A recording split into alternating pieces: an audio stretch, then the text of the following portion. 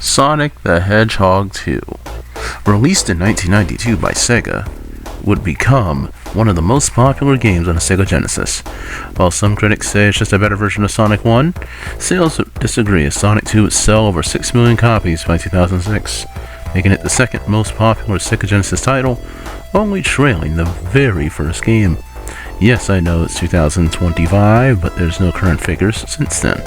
Sonic 2 can be played on numerous platforms, regardless of which generation of console you have. You're probably wondering, why are you talking about Sonic 2?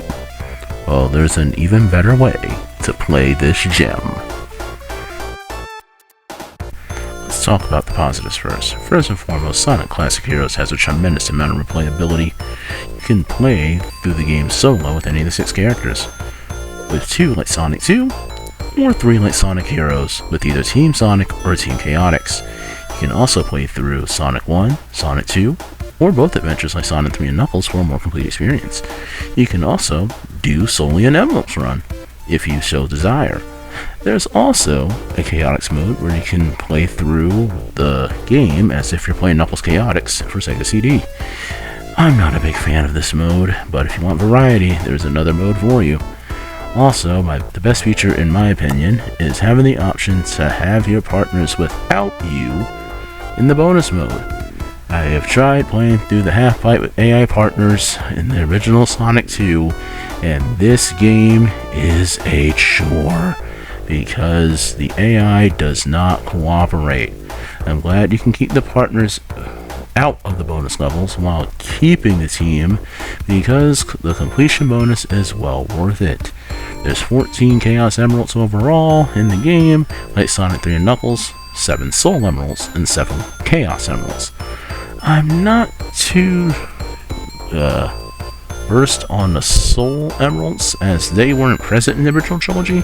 However, I do know that Blaze the Cat guards them, and she's nowhere to be found in this version of the game. In any event, when you collect all 14 Emeralds, you and your team become the hyper versions of each characters, enhancing their abilities.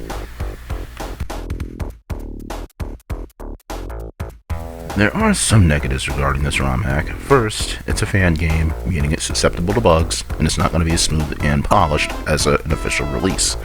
Also, switching from character to character can be a janky experience, especially if 3 characters are apart from each other. I haven't found any noticeable bugs when I first played it 2 years ago, or the last 2 times I played it, but that doesn't mean there aren't any. I just hope this project isn't as done as my opinion. Sonic Classic Heroes has potential for growth.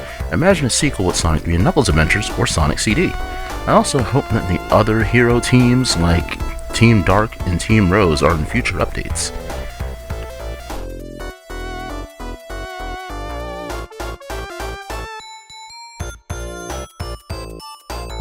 Overall, Sonic Classic Heroes is a great game with an amazing amount of replayability, whether you play alone or with friends. The numerous characters and different modes you can play definitely breathe new life into the first 2 Sonic games. There are many great ROM hacks in the Sonic community, and this is definitely one of them. Sonic 1 is a great game in its own right, and Sonic 2 is definitely a 10 out of 10. But when you add in Sonic 3 and Sonic Heroes inspired elements and gameplay on it, it's a chef's kiss. Sonic Classic Heroes is a perfect 10, if you didn't know already. If you haven't played it, play it now. You'll be glad you did. The download link is in the bio.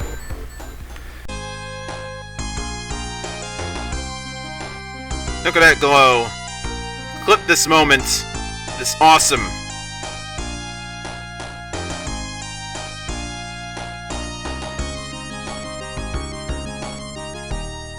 Oh, they all pose together. That's sick.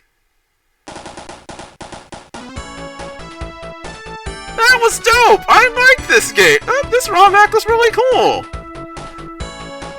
Next time on the ROM hack review, we will be reviewing a mod. This time we're putting our boots on and getting back in the ring as we're playing No Mercy Plus Volume 3 by Retro Randy Price. A new take on the N64 Classic, which was released almost 25 years to the day in November of 2000. Join me then as we lay the smackdown.